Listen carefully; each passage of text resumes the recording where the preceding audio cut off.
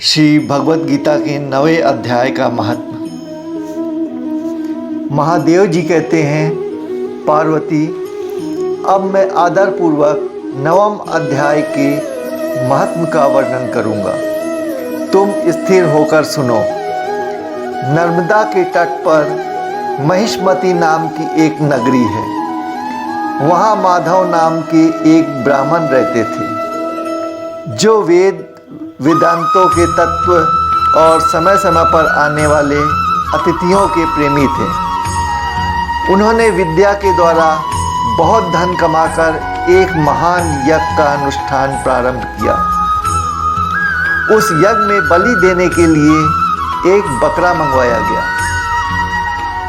जब उसके शरीर की पूजा की गई, तब सबको आश्चर्य में डालते हुए उस बकरे ने हंसते हुए उच्च स्वर से कहा, ब्राह्मण, इन बहुत से यज्ञों द्वारा क्या लाभ है?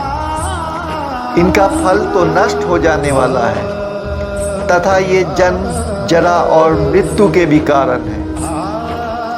यह सब करने पर भी मेरी जो वर्तमान दशा है, इसे देख लो।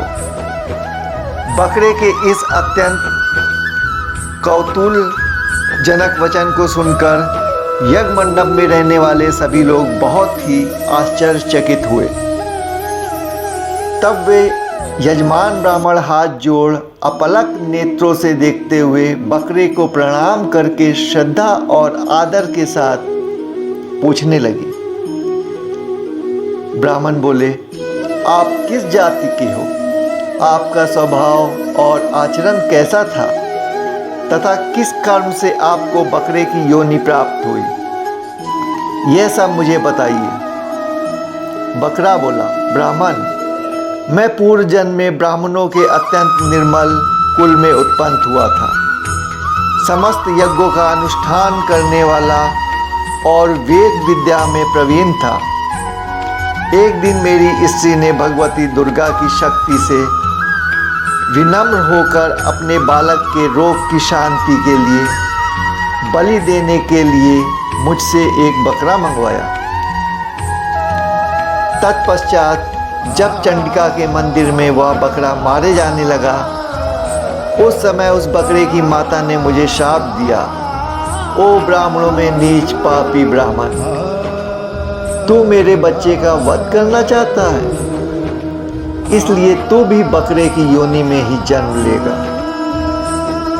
तब कालवश मृत्यु को प्राप्त होकर मैं बकरा हुआ। यद्यपि मैं पशु योनि में पड़ा हूँ, तो भी मुझे अपने पूर्व जन्मों का स्मरण बना हुआ है। यदि आपको सुनने की उत्कंठा हो तो मैं एक और भी आश्चर्य की बात बताता हूँ। कुरुक्षेत्र नाम का एक नगर है जो मोक्ष प्रदान करने वाला है। वहाँ चंद्र शर्मा नामक एक सूर्यवंशी राजा राज्य करते थे।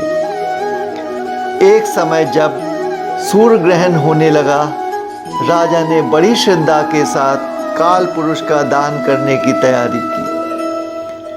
उन्होंने वेद वेदांगों के परगामी एक विद्वान ब्राह्मण को बुलवाया और पुरोहित के साथ वे तीर्थ पावन जल से स्नान करने को चले गए।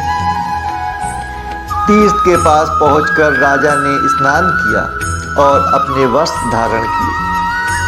फिर पवित्र और प्रसन्नचित होकर उन्होंने श्वेत चंदन लगाया और बगल में खड़े हुए पुरोहित का हाथ पकड़कर मनुष्यों से घिरे हुए अपने स्थान पर वापस लौट आए। आने पर राजा ने यथोचित विधि से भक्ति पूर्वक ब्राह्मण को काल पुरुष का दान दिया।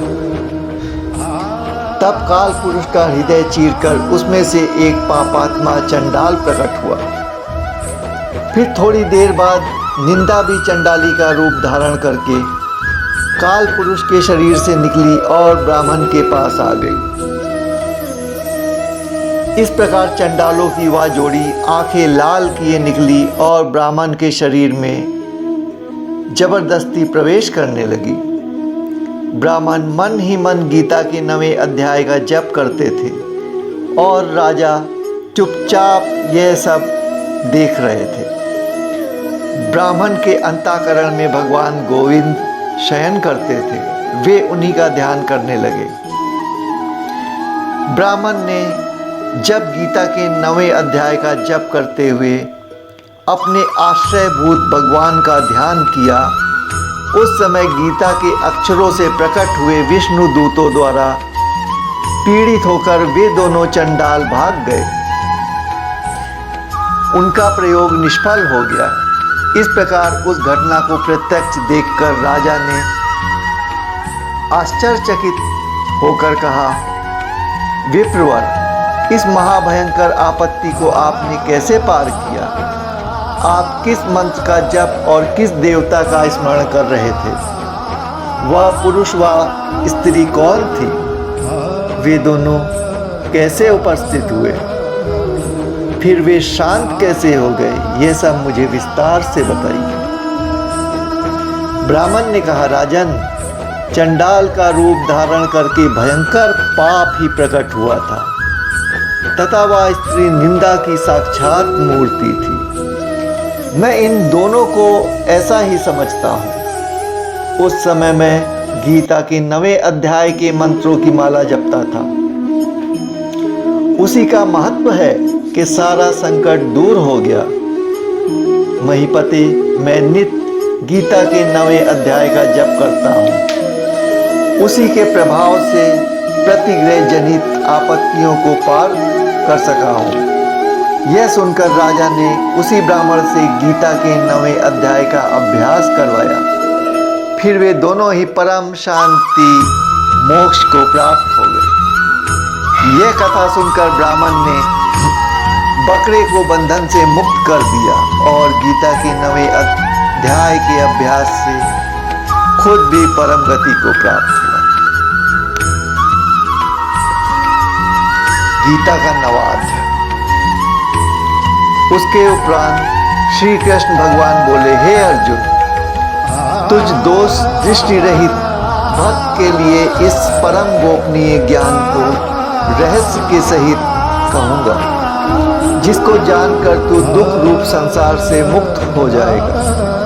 यह ज्ञान सब विद्याओं का राजा तथा सब गोपियों का भी राजा एवं अति पवित्र, उत्तम, प्रत्यक्ष फल वाला और धर्मयुक्त है। साधन करने की बड़ा सुगम और अविनाशी है। हे परम तप, इस तत्व ज्ञान रूप धर्म में श्रद्धा रहित पुरुष मेरे को ना प्राप्त होकर मृत्यु रूप संसार चक्र में भ्रमण करते हैं। हे अर्जुन, मुझ सच्चिदानंद घन परमात्मा से यह सब जगत जल से बर्फ के सदृश परिपूर्ण है और सब भूत मेरे अंतर्गत संकल्प के आधार पर स्थित हैं। इसलिए वास्तव में मैं उनमें स्थित नहीं हूँ और वे सब भूत मेरे में स्थित नहीं हैं। किंतु मेरी योग माया और प्रभाव को देख कि भूतों का धारण पोषण करने वाला और भूतों को उत्पन्न करने वाला भी मेरी आत्मा वास्तव में भूतों में स्थित नहीं है। क्योंकि जैसे आकाश से उत्पन्न हुआ सर्वत्र विचरने वाला महान वायु सदा ही आकाश में स्थित है, वैसे ही मेरे संकल्प द्वारा उत्पत्ति वाले होने से संपूर्ण भूत मेरे में ही स्थित है, ऐसा जान। हे अर्जुन, कल्प के अंत में सब भूत मेरी प्रकृति को प्राप्त होते हैं, अर्थात प्रकृति में लय होते हैं और कल्प के आदि में उनको मैं फिर रचता हूँ। कैसे कि अपनी त्रिगुणमयी माया को अंगीकार करके स्वभाव के वश से परतंत्र हुए इस संपूर्ण भूत समुदाय को बारंबार उसके कर्मों के अनुसार रचता हूँ। हे अर्जुन, उन कर्मों में आसक्ति रहित और उदासीन के सदृश स्थिर हुए मुझ परमात्मा को वे कर्म नहीं बांधते हैं। हे अर्जुन, मुझ अधिष्ठाता से सकाश से यह मेरी माया चराचर सहित सर्व जगत की रचना करती है और इस ऊपर कहे हुए हेतु से ही यह संसार आवागमन रूप चक्र में चलता रहता है। ऐसा होने पर भी संपूर्ण भूतों से महान ईश्वर रूप मेरे परम भाव को ना जानने वाले मूढ़ लोग मनुष्य का शरीर धारण करने वाले मुझ परमात्मा को तुच्छ समझते हैं। अर्थात अपनी योग माया से संसार के उद्धार के लिए मनुष्य रूप में विचरते हुए साधारण मनुष्य मानते हैं, जो कि वृथा आशा कर्म और वृथा ज्ञान वाले अज्ञानी जन राक्षसों के और असुरों के जैसे मोहित करने वाले तामसी स्वभाव को ही धारण किए हुए हैं। परंतु हे कुंती पुत्र, दैवी प्रकृति के आश्रित हुए जो महात्मा जन हैं, वे तो मेरे को सब भूतों का सनातन कारण और नाश रहित अक्षर स्वरूप जानकर अन्मय से युक्त हुए निरंतर भजते हैं। वे दृढ़ निश्चय वाले भक्तजन निरंतर मेरे नाम और गुणों का कीर्तन करते हुए, मेरी प्राप्ति के लिए यत्न करते हुए और मेरे को बारंबार प्रणाम करते हुए सदा मेरे ध्यान में युक्त हुए अनन्य भक्ति से मुझे उपासते हैं। उनमें कोई भी मुझ विराट स्वरूप परमात्मा को ज्ञान यज्ञ के द्वारा पूजन करते हुए एक तत्व भाव अर्थात जो कुछ है सब वासुदेव ही है इस भाव से उपासते हैं, और दूसरे पृथक भाव से अर्थात स्वामी सेवक भाव से और कोई बहुत प्रकार से भी उपासते हैं। क्योंकि क्रतु अर्थात श्रौत कर्म में ही हूँ, यज्ञ अर्थात पंच महायाज्ञिक स्मार्त कर्म में हूँ, स्वधा अर्थात पितरों के निर्मित दिया जाने वाला अन्न में हूँ, औषधि अर्थात सब वनस्पतियाँ मैं हूँ, एवं मंत्र मैं हूँ, धृत मैं हूँ, अग्नि मैं हूँ और हवन रूप क्रिया भी मैं ही हूँ। हे अर्जुन, मैं ही इस संपूर्ण जगत का दाता अर्थात धारण पोषण करने वाला एवं कर्मों के फल देने वाला तथा माता पिता और पिता माँ हूँ। और जानने योग पवित्र ओमकार तथा ऋग्वेद, सामवेद और यजुर्वेद भी मैं ही हूँ। हे अर्जुन, प्राप्त होने योग तथा भरण पोषण करने वाला आपका स्वामी, सबका स्वामी, शुभाशुभ का देखने वाला, सबका वास स्थान और शरण लेने योग तथा प्रति उपकार न चाहकर हित करने वाला और उत्पत्ति प्रलय रूप तथा सबका आधार निधान और अविनाशी कारण भी मैं ही हूँ। मैं ही सूर्य रूप हुआ तपता हूँ तथा वर्षा को आकर्षण करता हूँ और वर्षाता भी हूँ। हे अर्जुन, मैं ही अमृत और मृत्यु एवं सत और असत भी सब कुछ मैं ही हूँ। परंतु जो तीनों वेदों में विधान किए हुए सकाम कर्मों को करने वाले और सोम रस को पीने वाले एवं पापों से पवित्र हुए पुरुष मेरे को यज्ञों के द्वारा पूजकर स्वर्ग की प्राप्ति को चाहते हैं, वे पुरुष अपने पुण्यों के फल स्वरूप इंद्रलोक को प्राप्त होकर स्वर्ग में दिव्य देवताओं के भोगों को भोगते हैं। वे इस विशाल स्वर्ग लोक को भोगकर पुण्य क्षीण होने पर मृत्यु लोक को पुनः प्राप्त होते हैं। इस प्रकार स्वर्ग के साधन रूप तीनों वेदों में कहे हुए सकाम कर्म के शरण हुए भोगों की कामना करने वाले पुरुष बारंबार जाने आने को प्राप्त होते हैं, अर्थात पुण्य के प्रभाव से स्वर्ग में जाते हैं और पुण्य क्षीण कम होने से मृत्यु लोक में वापस आते हैं। जो अनन्य भाव से मेरे में स्थित हुए भक्तजन मुझ परमेश्वर को निरंतर चिंतन करते हुए निष्काम भाव से भजते हैं, उन नित्य एक ही भाव से मेरे में स्थिर वाले पुरुषों का योगक्षेम मैं स्वयं प्राप्त कर देता हूँ। हे अर्जुन, यद्यपि श्रद्धा से युक्त हुए जो सकामी भक्त दूसरे देवताओं को पूजते हैं वे भी मेरे को ही पूजते हैं, किंतु उनका वह पूजना अविधि पूर्वक है, अर्थात अज्ञान पूर्वक है, क्योंकि संपूर्ण यज्ञों का भोक्ता और स्वामी भी मैं ही हूँ। परंतु वे मुझ अधियज्ञ स्वरूप परमेश्वर को तत्व से नहीं जानते, इसीलिए गिरते हैं, अर्थात पुनर्जन्म को प्राप्त होते हैं। कारण यह नियम है कि देवताओं को पूजने वाले देवताओं को प्राप्त होते हैं, पितरों को पूजने वाले पितरों को प्राप्त होते हैं, भूतों को पूजने वाले भूतों को प्राप्त होते हैं, और मेरे भक्त मेरे को ही प्राप्त होते हैं। इसलिए मेरे भक्तों का पुनर्जन्म नहीं होता। हे अर्जुन, मेरे पूजन में यह सुगमता भी है कि पत्र, पुष्प, फल, जल इत्यादि जो भी भक्त मेरे लिए प्रेम से अर्पण करता है, उस शुद्ध बुद्धि निष्काम प्रेमी भक्त का प्रेम पूर्वक अर्पण किया हुआ वह पत्र पुष्पादि मैं सगुण रूप से प्रकट होकर प्रीति सहित खाता हूँ। इसलिए हे अर्जुन, तू जो कुछ कर्म करता है, जो कुछ खाता है और जो कुछ हवन करता है या दान देता है, जो कुछ स्वधर्माचरण रूप तय करता है, वह सब मेरे को अर्पण कर। इस प्रकार कर्मों को मेरे अर्पण करने पर संन्यास योग से युक्त हुए मन वाला तू शुभाशुभ फल स्वरूप कर्म बंधन से मुक्त हो जाएगा और उनमें से मुक्त हुआ मेरे को ही प्राप्त होगा।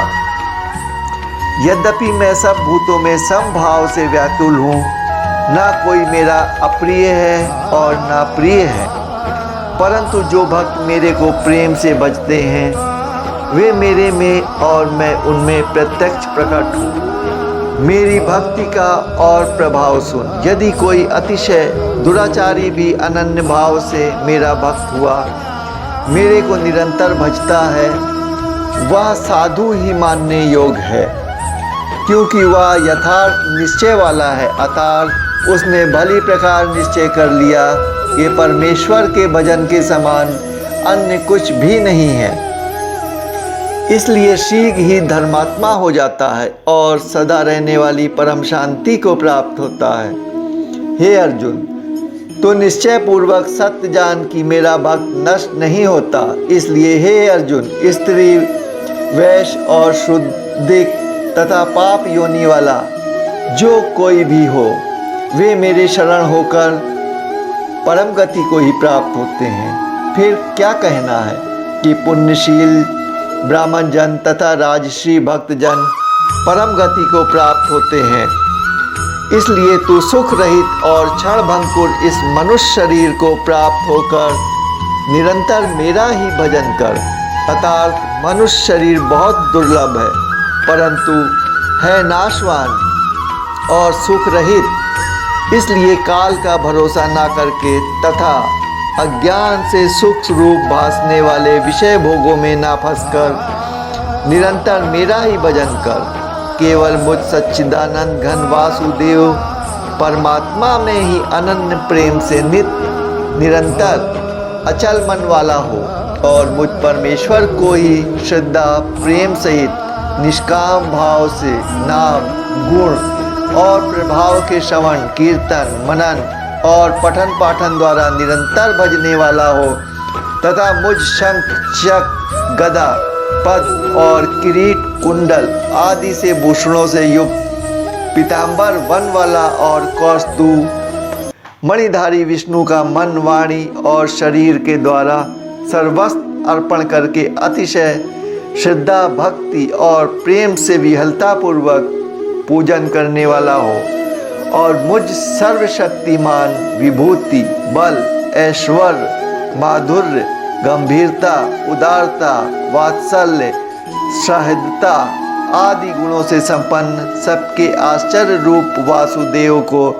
विनय भाव पूर्वक भक्ति सहित साक्षांग दंडवत प्रणाम कर। इस प्रकार मेरे शरण हुआ तू आत्मा को मेरे में ही एक ही भाव करके मेरे को ही प्राप्त होगा। इति श्री भगवत गीता रूपी उपनिषद एवं ब्रह्म विद्या योग शास्त्र विषयक श्री कृष्ण और अर्जुन के संवाद में गीता का 9वां अध्याय समाप्त होता है। जय श्री कृष्ण।